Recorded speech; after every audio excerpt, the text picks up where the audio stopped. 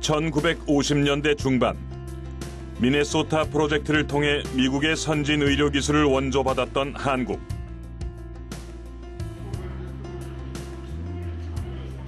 당시 초보 의료 수준에 머물렀던 한국은 반세기 만에 한국형 의료 모델을 만들어 다른 나라에 지원하는 의료 강국으로 발전했습니다.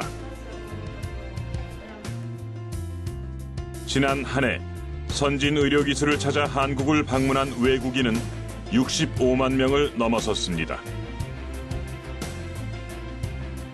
이런 비약적인 성장 배경에는 의사들의 끊임없는 노력과 최첨단 의료 기술이 있었습니다.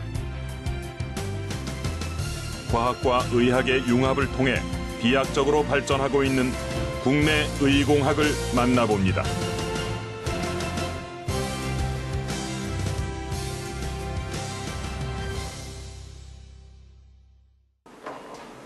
저기요, 네? 도와주세요. 여기. 네. 네, 여기 그 CPR 팀 호출해주시고 블루코드 한 대학병원의 응급실. 굉장히 긴급한 상황이 발생한 것 같습니다. 자세히 들여다봤더니 침대엔 사람이 아닌 마네킹이 누워 있었습니다.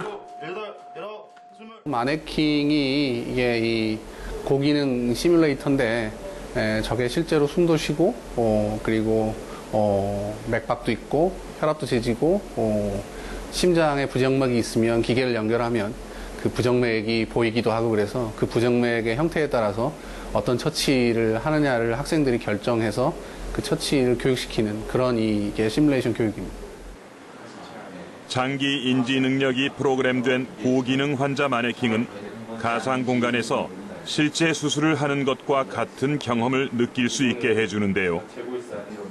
수련이들은 마네킹을 활용한 의료 시뮬레이션을 통해 다양한 임상 경험을 할 수 있습니다.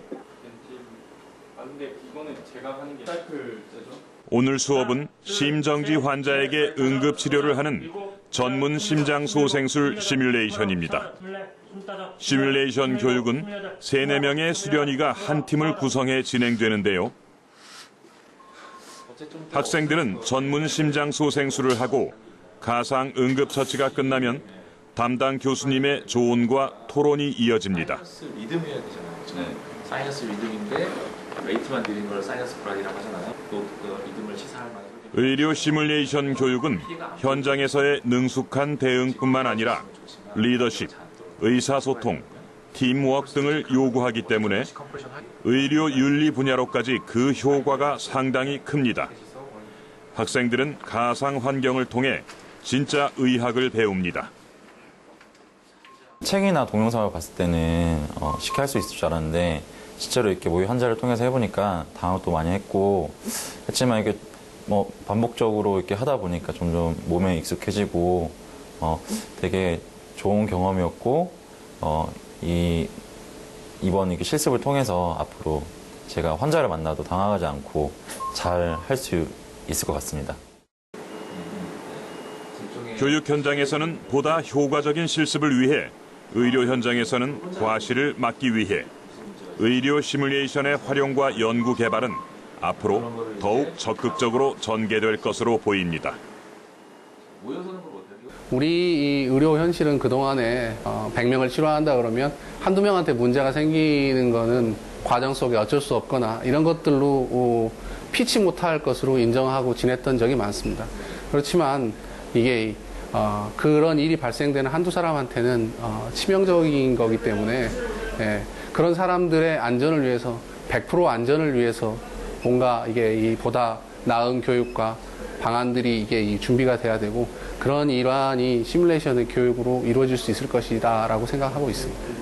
100명 중에 한두 명이 생기는 거는 괜찮다가 아니라 100명 모두 안전한 환경에서 보다 질 높은 의료의 이 처치를 제공받을 수 있는 그런 것이 올바른 미래 의료가 아닌가 이렇게 생각합니다. 저와 함께하는 즐거운 시간, 쉴 곳 따라 송송 지금 시작합니다. 이제부터 배가 길을 기억해주세요. 보다 질 높은 의료 환경을 위한 노력은 의료용 로봇에서 특히 두드러지게 나타나고 있습니다. 의료 현장에 혁신을 가져온 의료용 로봇의 발전은 눈부신데요. 의료용 로봇은 보조로 수술에 참여하는 수술 로봇, 재활 치료를 돕는 재활 로봇, 원격 진료나 간호를 돕는 기타 로봇 등이 있습니다. 의료용 로봇은 1997년 미국이 개발한 최초의 의료용 로봇 다빈치가 첫 수술을 이뤄내면서 눈부신 첫걸음을 내딛습니다. 복강경 수술 로봇인 다빈치의 개발로 외과 의사들의 손떨림 문제가 해결됐고 로봇 수술의 시대가 열렸습니다. 로봇 수술의 장점은 일단 일반적인 개복 수술에서 배를 열고 하는 거를 열지 않고 구멍을 뚫어서 하는 수술입니다. 그래서 1cm 정도의 구멍을 뚫고 거기에다가 렌즈를 넣어서 배속을 들여다보고 옆에다가 또 1cm 정도의 구멍을 한두 개 더 뚫어서 그 기구로 수술을 하는 거죠. 그래서 이제 이 렌즈를 이용함으로 인해서 보통의 복강경과는 달리 3차원 세계를 그대로 볼 수가 있는 거죠. 입체형으로. 그리고 이제 좀 더 렌즈가 10배 확대돼서 보이기 때문에 눈으로 보는 것보다 더 정밀하고 섬세하게 볼 수 있습니다. 그 다음에 이제 그 조그만 기구들이 우리들이 손으로 하는 것과 같은 똑같은 정도의 그 360도로 회전이 다 되기 때문에 우리가 손을 조그맣게 만들어서 넣어서 수술한다고 봅니다. 그래서 결론적으로 보면 렌즈를 이용해서 상처가 크지 않은 범위 내에서 확대된 시야에서 섬세하고 세밀하게 할 수 있다는 장점이 있죠. 다빈치의 핵심 기술은 세 가지로 요약됩니다. 첫 번째는 비전입니다.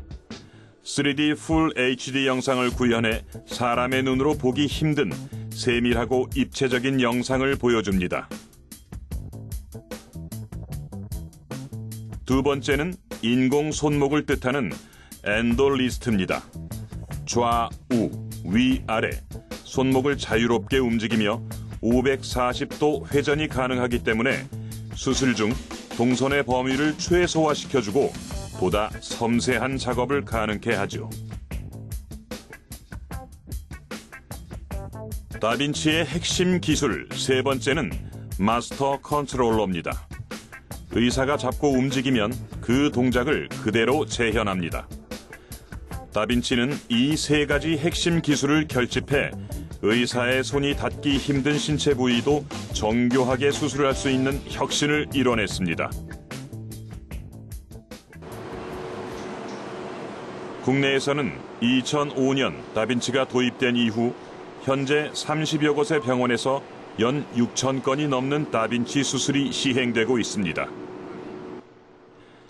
세계 의료용 로봇 시장을 거의 독점하고 있는 다빈치 개발 회사의 지난해 매출은 약 22억 달러. 엄청난 규모의 매출액은 다빈치가 전 세계에서 얼마나 활발하게 활동하고 있는지를 입증합니다.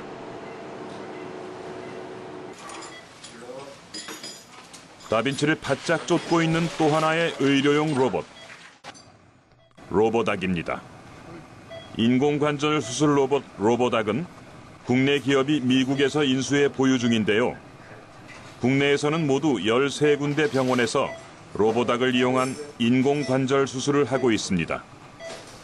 화순 전남대병원은 2004년 국내 대학병원 중 최초로 로보닥 수술을 도입해 지금까지 600건 이상의 수술을 성공시켰습니다.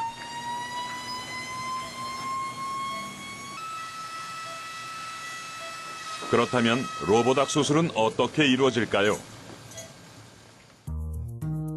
먼저 인공관절 삽입을 위해 절삭해야 하는 범위와 깊이, 각도를 컴퓨터로 촬영해 계산한 다음 가상 수술을 진행합니다. 이어서 계획대로 로보닥이 골 절제를 합니다.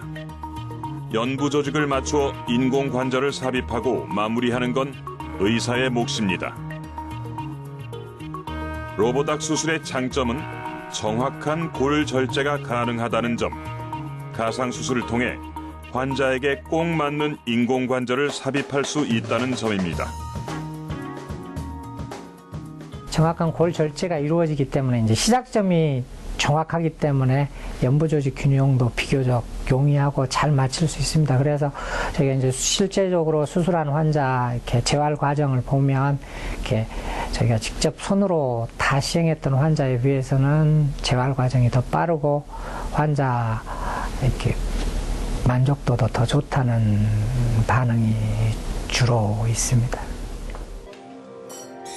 하지만 로봇이기 때문에 오작동에 대한 불안이나 염려도 배제할 수는 없는데요. 수술 전 과정을 의료진이 모니터링하고 있고 오작동에 대한 안전 시스템이 구축돼 있기 때문에 안전하다는 게 전문가들의 의견입니다. 의학계에서도 로봇을 이용한 수술이 급증하고 있습니다. 이 하지만 수술 로봇의 왕성한 활용 이면엔 부작용도 있습니다. 다빈치 수술의 부작용 사례가 각 언론에서 보도되고 있는데요. 일반 수술보다 더 나은 치료를 위해 수술용 로봇을 사용하는 것인 만큼 문제점을 파악하고 개선하려는 노력들이 필요해 보입니다. 일반적인 절개 수술이나 복강경 수술에 비해서 로봇 수술이 더 위험하다, 부작용이 많다 이런 논란들이 많이 있는데요. 실제적으로 전립선 암 같은 경우에는 이제 로봇 수술 빈도가 굉장히 잦은 질환 중에 하나인데 이 수술을 한 이후에 발기부전이나 요실금 같은 부작용 호소하는 환자들이 늘고는 있습니다. 근데 아직까지 이런 부작용들이 로봇 수술에 의해서 직접적으로 발생을 했다라는 상관성을 규명한 그런 증거 자료는 없는 상황입니다. 전 세계 의학계는 기존 수술용 로봇의 단점을 보완할 새로운 로봇에 관심을 갖고 투자를 하고 있습니다. 우리 정부 역시 약 5년 전부터 의료용 로봇의 가능성을 알아보고 연구 투자를 시작했는데요.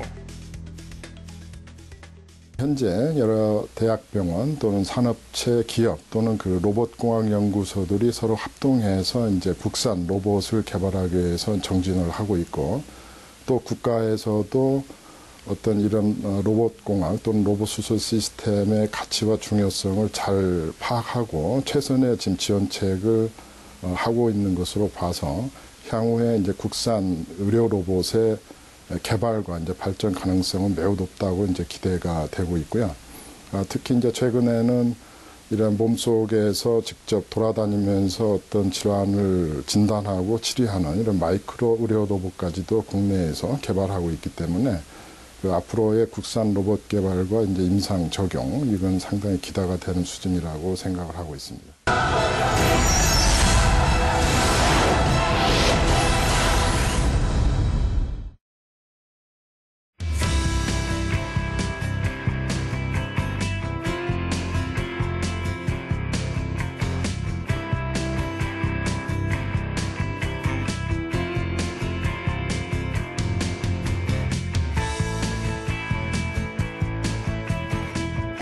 현실적으로 많은 사람들이 공예를 갖다 더 사랑해 줄 수 있는 그런 상황은 전통 공예와 현대화의 만남이라고 생각합니다.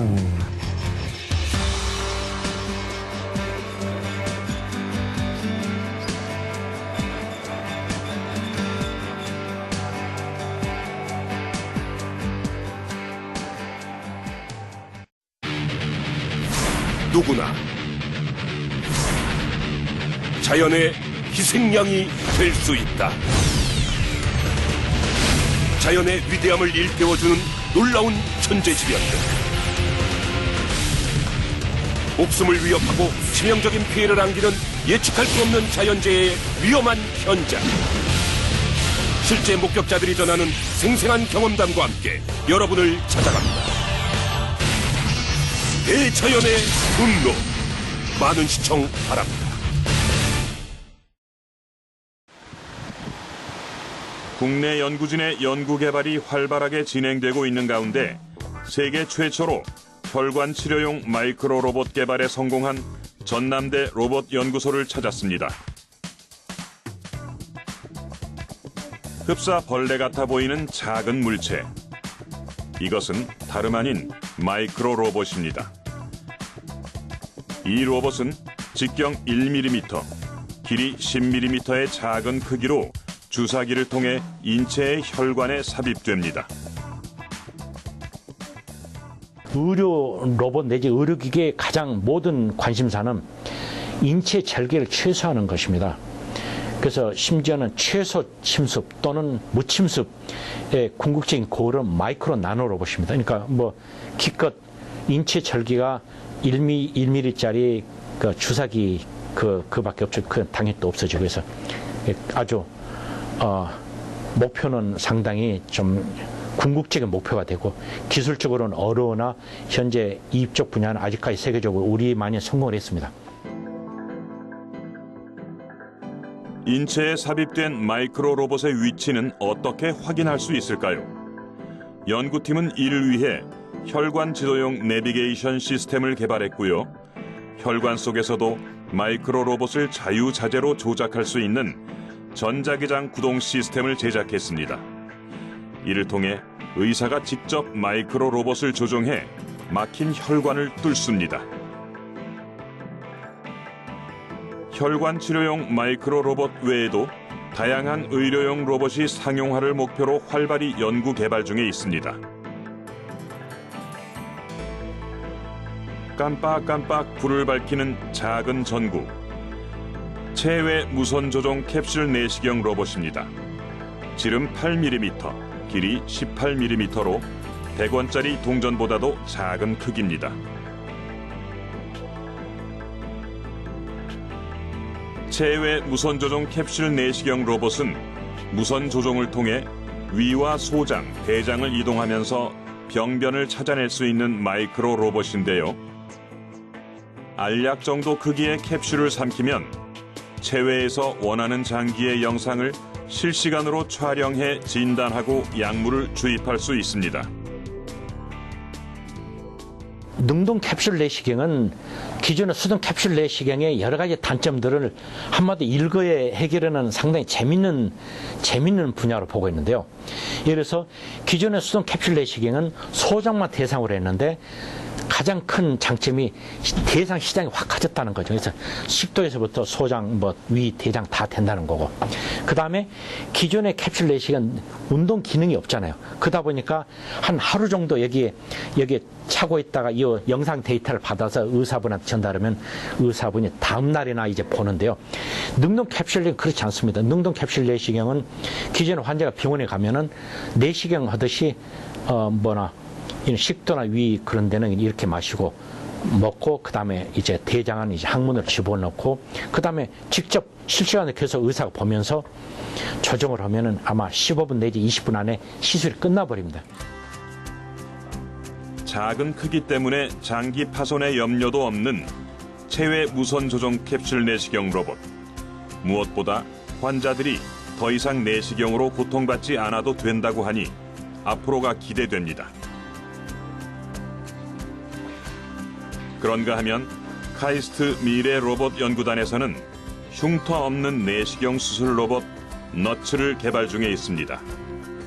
복강경 수술과 달리 식도를 통해 몸속으로 들어가기 때문에 상처가 없는 게 특징입니다. 그래서 무침습, 무흉터 수술이라고 부르기도 합니다.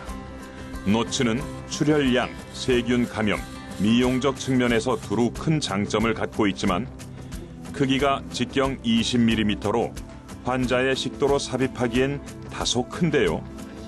크기는 줄이되 힘은 키우는 것이 향후 상용화를 위한 과제로 남아 있습니다.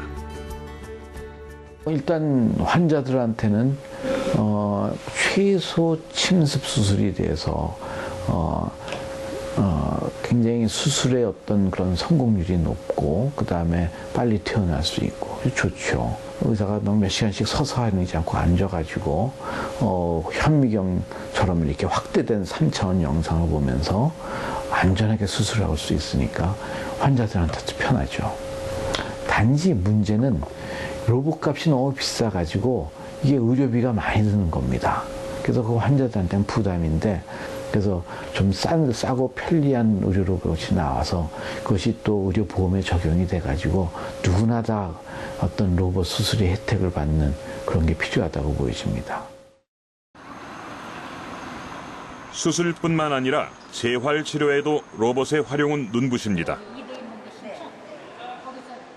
노령화로 인한 치매 인구가 해마다 가파르게 증가하고 있는 가운데 로봇이 치매 예방에 나섰습니다. 하얀 달걀 모양의 귀여운 생김새가 돋보이는 이 로봇은 치매 예방 로봇 실벗입니다. 실벗 세대의 벗이란 뜻의 이 로봇은 한국과학기술연구원 지능로봇사업단과 삼성 서울병원의 합작품으로 두뇌 훈련을 도와 치매를 예방합니다. 증가하는 치매 인구에 비해 턱없이 부족한 치매 예방 인력을 대체하고자 제작됐습니다. 실벗에겐 국내 최고의 치매권위자 나덕렬 박사팀이 제작한 17개의 치매 예방 게임이 탑재되어 있습니다. 실벗은 대뇌에서 인지 기능을 담당하는 전두엽, 두정엽, 측두엽 기능을 향상시켜 치매를 예방합니다. 일단은 새로워서 그리고 신기해서 처음에 호기심 보이시면서 굉장히 좋아하시고요. 물론 어렵다는 반응도 있으신데 이제 본인이 이제 실벗 같은 경우는 계속 연습하다 보면 반응 속도나 이런 것들이 빨라지기 때문에 처음에는 좀 어렵다는 반응들도 있지만 이제 계속 진행되다 보면은 재밌다, 진짜 내가 뇌에 도움이 되는 것 같다 이런 말씀들을 많이 하시죠. 음성과 방향을 인식하고 표정까지 지을 수 있는 실벗의 치매 예방 효과는 의학적으로도 검증됐습니다.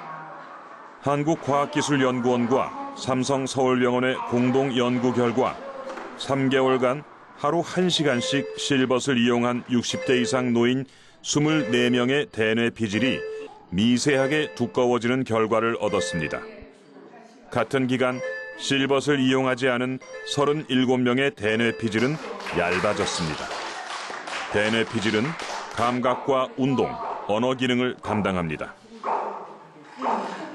이 프로그램은 전두엽에 자극을 주어 주의 집중이 좋아져요. 위에서 내려오는 복주머니들을 잡아주세요. 활발하게 움직여주시기만 하시면 정확히 반응 속도를 체크하고 높은 집중도를 유도하며 끊임없이 움직일 수 있는 실벗은 그 실력을 인정받아 핀란드, 덴마크 등 해외에서도 활약 중입니다. 저런 로봇이 많이 도움이 될 것 같아서 좋게 생각이 됩니다. 이걸 퍼즐이라고 그러나요? 이거 맞추기 너무 재밌는데 잘 안 되네요. 로봇이 제일 어려웠던 것 같아요. 로봇가 너무 신기해요. 근데 내가 거기 들어가서 한번 발도 좀 맞춰보고 싶었었는데 나이가 많아서 이제 조금 실수할 것 같아서 창피할까봐 안 들어갔는데 로봇가 너무너무 정말 우리나라 로봇 저렇게 잘 만드는 게 정말 모든 사람들이 그 기술이 점점 좋아지는 데 너무 감사하고 대한민국에 자랑스럽습니다. 재활 로봇은 치매 예방뿐 아니라 불의의 사고나 질병으로 팔다리가 마비된 사람을 치료하는 데도 활용되고 있습니다. 몸에 착용하면 무거운 물건을 쉽게 들어올리고 더 빨리 달릴 수 있는 영화 속에서만 보던 입는 로봇이 스크린 밖으로 나왔습니다. 한국과학기술연구원이 선보인 근력 보조 슈트입니다.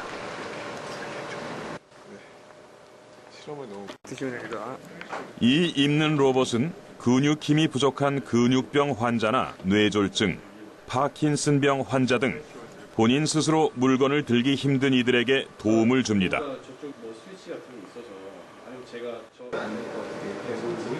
로봇은 인공지능 기능이 탑재되어 있어 사람이 어떻게 움직이려 하는지 지능적으로 판단할 수 있습니다. 팔의 근력을 보조해주면서 원하는 방향으로 팔을 이동시켜줍니다. 사람이 이제 움직이려고 하면 약간의 힘이 이제 나오게 되거든요. 이 모터 앞에 있는 토크 센서라고 있습니다. 약간의 힘을 주면 여기 센서가 아주 민감하게 반응을 해서 이 사람이 움직였다라는 걸 알고, 그런 센서들이 조합을 하게 되면은 이게 이 사람이 어느 방향으로 움직인다, 손목을 움직인다, 뭐 손가락을 움직인다 하는 걸 알 수가 있는 거죠. EMG 센서라고 있거든요. 그거는 이제 근육에서 나오는 신호인데, 사람이 동작하기 전에 이제 근육을 움직여서 이제 동작을 하면 근육에서는 전기 신호가 나와요. 그래서 그 전기 신호를 가지고서 아, 이 사람이 움직이려고 하는구나 라고 할 수 있는 그 센서가 있죠. 그 안에서 이제 인공지능이 이제 탑재가 돼 있는 거죠. 어떻게 움직여야 된다. 이 모터는 어떻게 움직여야 사람이 이렇게 움직일 수 있다라는 걸 이제 계산하게 되는 겁니다. 상지 근력 보조 로봇을 착용하고 물건을 들었을 때와 착용하지 않고 물건을 들었을 때의 힘의 크기를 근전도 검사를 통해 확인해 보았습니다. 제작진은 로봇 없이 물건을 들었을 때 근육의 반응이 훨씬 큰 것을 확인할 수 있었습니다. 우리 인체는 똑같은 힘을 주더라도 팔 모양에 따라 힘의 크기와 방향이 달라집니다. 로봇이 사람의 움직임을 파악할 수 있는 것은 포텐시오미터라는 위치 센서 덕분인데요. 이 센서는 사람의 관절이 몇 도의 각도로 움직였는지를 측정해서 로봇에게 어느 방향으로 힘을 주어야 하는지를 알려줍니다. 이래서 이런 겁니다. 컵이 이렇게 있죠. 만약 컵이 이렇게 올라와 있어요. 외골경 로봇은 뭐냐면 컵을 밀면 밑에 있는 센서가 아, 이 사람이 지금 미는구나 이쪽 방향으로 알아내고 액추에이터가 그 방향으로 쫙 가주는 거예요. 그럼 사람의 힘이 들겠죠. 그 원리입니다.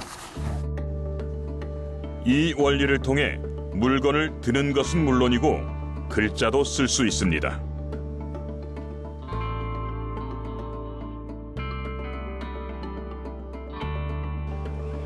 아직 상지 근력 보조 로봇은 병원처럼 갖춰진 환경에서 재활치료용으로 사용되는 정도지만 연구진은 이르면 3년에서 5년 내에 실생활에서 입는 로봇을 착용할 수 있을 것으로 전망하고 있습니다.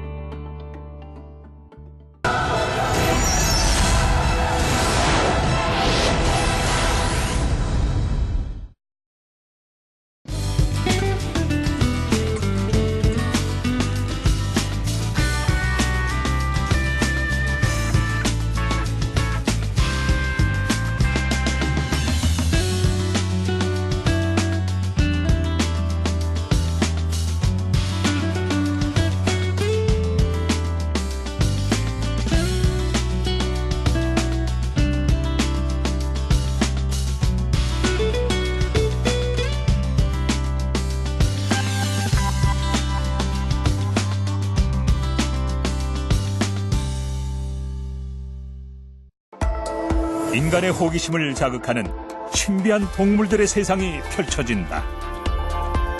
깊고 푸른 바다 속에서 살아가는 각종 해양 생물부터 아프리카 초원의 육상 동물들에 이르기까지 자연 생태계에서 살아가는 놀라운 동물들의 이야기. 지구 생태계의 신비를 낱낱이 파헤쳐봅니다. 동물 탐구 보고서. 생생한 동물의 세계로 여러분을 초대합니다. 앞서 상지 근력 보조 로봇에서 핵심 역할을 담당한 센서는 사실 여러 의료기기에서 활약하고 있습니다. 특히 압력 센서가 쓰이는 혈압기, 광 센서가 쓰이는 혈당기 등은 심혈관 질환과 당뇨 질환 환자들의 필수품이 됐을 정도입니다. 최근에는 세계 최초로 인체 삽입형 심전도 센서가 개발돼 부정맥 진단의 새 길이 열렸습니다. 심장 박동이 비정상적이거나 불규칙한 것을 부정맥이라고 합니다. 최근엔 혈압, 당뇨 같은 고령 만성 질환자가 급증하는 데다 부정맥은 언제 어디서 발생할지 모르는 무서운 질환이기 때문에 심전도 검사는 매우 중요합니다. 물론 기존에도 심전도 측정 기기는 있었지만 크기가 크고 배터리의 수명 때문에 기록 시간이 한정적이었고요. 몇 년에 한 번씩 충전을 위한 재수술을 해야 하는 단점이 있었습니다. 하지만 이번에 개발된 인체 삽입형 무전지 심전도 센서는 무선 통신과 무선 충전이 가능해 인체 삽입 후에도 배터리 교체를 위한 재수술이 필요 없고요. 저전력, 고효율로 생체 정보를 전송할 수 있어서 인체 맞춤형 시스템으로 주목받고 있습니다. 그 패치를 환자의 가슴에 일단 붙이면 환자의 몸에서 나오는 심전도 신호를 환자의 스마트폰을 통해서 기지국으로 보내고 그 기지국에서 우리 센터에 들어가 있는 서버에 전송이 되고 저장이 됩니다. 그럼 그 서버에서 다시 방송하는 형태가 지금 되기 때문에 실시간으로 제가 이렇게 환자의 심전도를 제 스마트폰에서 볼 수 있습니다. 생명과 직결되는 첨단 센서 의료기기는 환자들에게 큰 호응을 얻고 있습니다. 뛰다가 이제 한 7초 동안을 내가 이제 숨이 멎었다, 위험합니다, 오세요. 그래가지고 이번에 와서 이제 시술을 하게 됐습니다. 그 기계가 나를 살렸다 하는 걸 내가 생각하지. 안 그렇습니까? 나는 그 기계 안 붙였으면 이게 기계를 가슴에 붙이고 내가 이제 이래 놓고 앉아가 있으면은 내 이제 그 심전도 뛰는 게 다 나타나거든요. 세계 최초로 인체 삽입형 심전도 센서를 개발한 주인공들을 찾아갔습니다. 온도 센서 쭉 상승이 되는 거 이렇게 이렇게 올라가는 거예요. 네. 이 카메라로 유방암 걸린 사람은 그 암 쪽이 좀 온도 변화가 있거든요. 예전에 10파이를 드렸는데 5파이짜리 그때 드린 거 네, 5파이를 늘렸어요. 전극 면적에 물론 당연히 전극 면적이 크면 클수록 볼테이지 값은 상대적으로 적게 비례해서 그냥 올라가는 그렇죠. 당연하죠. 네. 인체 삽입형 심전도 센서는 우리 심장의 정기적인 신호를 측정해 외부로 그 기록을 넘겨줍니다. 몸 안에 삽입하기 때문에 보다 정확한 수치 측정이 가능합니다. 또한 크기가 매우 작아 심장 위 지방층 2cm에서 3cm만 절개하면 삽입할 수 있어서 환자의 거부감이 덜합니다. 많은 센서들이 제 몸 안으로 들어갈 것이라고 생각을 합니다. 그래서 일상생활을 하면서 그 일반인들의 생체 신호를 전부 계측을 해서 기록을 하고 이상이 있을 때는 바로 의사들한테 전달이 돼서 의사들이 거기에 맞는 진단을 내려주고 치료를 해줄 수 있는 바로 포인트 오브 케어의 맞춤형 진단 시대가 올 것으로 생각을 하기 때문에 몸 안에 센서의 감각기관을 인체에 삽입을 해서 최종적으로 인체를 모니터링을 할 수 있는 게 최종 목표입니다.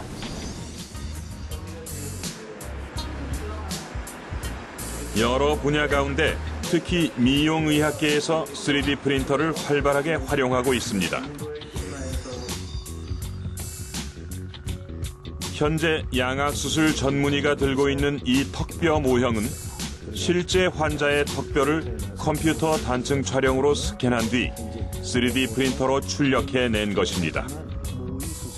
이를 통해 환자는 자신의 수술 과정을 쉽게 이해할 수 있습니다. 그렇다면 3D 프린터는 어떻게 부작용 없는 양악수술을 가능하게 해주는 것일까요?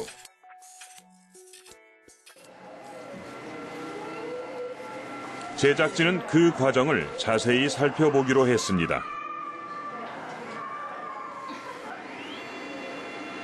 우선 환자의 턱뼈 상태를 스캔하기 위해 3D 컴퓨터로 단층 촬영을 합니다. 스캔한 자료를 바탕으로 3D 프린팅을 위한 모델링 작업에 들어갑니다. 공간에 사람의 얼굴을 입체적으로 그대로 딱 얹어놓는다고 생각해 보면은 우리 모든 얼굴이 좌표가 생기죠. 그 원점, 한 점에 딱 고정을 시켜서 사람 얼굴을 딱 놓고 나서 우리가 그것을 뺑뺑뺑뺑 돌려볼 수가 있죠.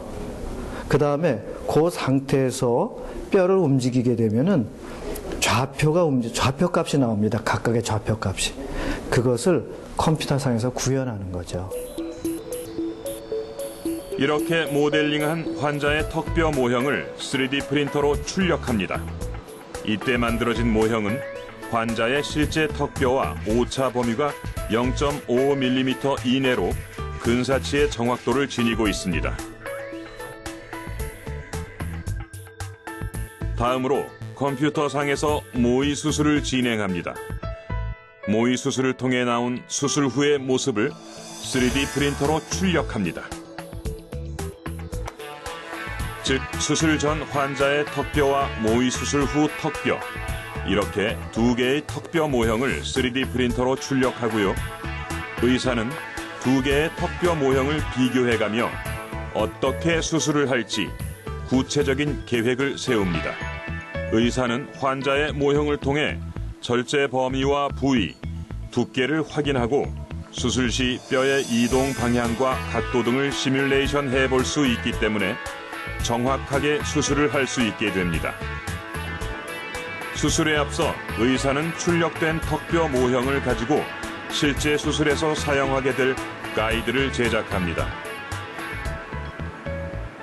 턱뼈 모형 앞에 보이는 투명한 장치가 수술 가이드입니다. 수술 가이드라는 것은 실제로 수술할 때 우리가 하악골이나 상악골을 절골시켜야 되거든요. 골을 부러뜨려서 이동을 시켜야 됩니다. 그러니까 얼마만큼 이동시킬지, 그 다음에 얼마만큼의 골을 절제해낼지를 우리가 계산상으로 알고 들어가지만 우리가 그것을 실제로 뼈에다가 금을 그어서 할 수 있으면 제일 좋죠. 꼭 자를 대고 하는 거랑 똑같으니까요. 그러니까 가이드가 돼주는 거죠. 그래서 그림에 보시는 것처럼 저희들이 이렇게 요 파란데 절제할 부위만큼을 그대로 이렇게 우리가 요 금을 그어서 뼈를 자를 수 있는 이러한 형태, 이것을 수술 가이드라고 합니다. 모의 수술과 가이드 제작을 통해 충분히 사전 준비를 한 뒤 실전 수술에 들어갑니다.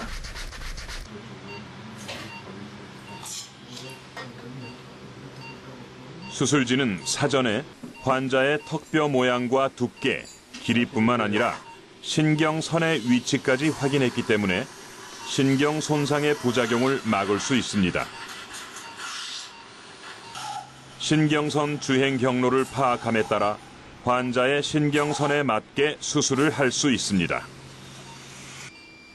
또한 3D 프린팅 모델이 있기 때문에 미리 환자의 턱 모양에 맞는 뼈 고정판, 고정 나사를 준비할 수 있게 됐고요.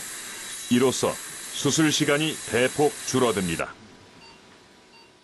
3D 프린팅 된 모델을 이용해서 미리 플레이트를, 골판을 준비를 해가지고 들어온 거예요. 안 그러면 수술하면서 뼈 모양에 맞게 이거를 외과 의사들이 구부려야 되거든요.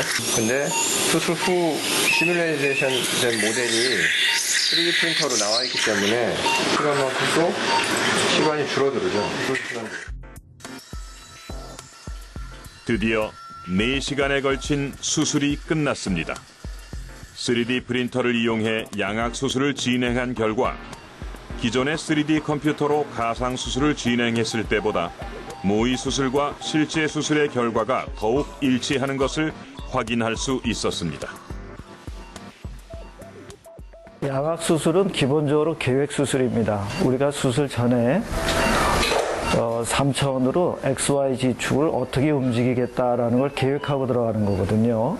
그래서 지금 이번 수술은 저희들이 RP 모델, 3D 프린터를 이용한 RP 모델을 사용해서 저희들이 계획한 대로 그대로 수술이 이루어졌다는 걸 수술 도중에도 확인할 수 있었습니다.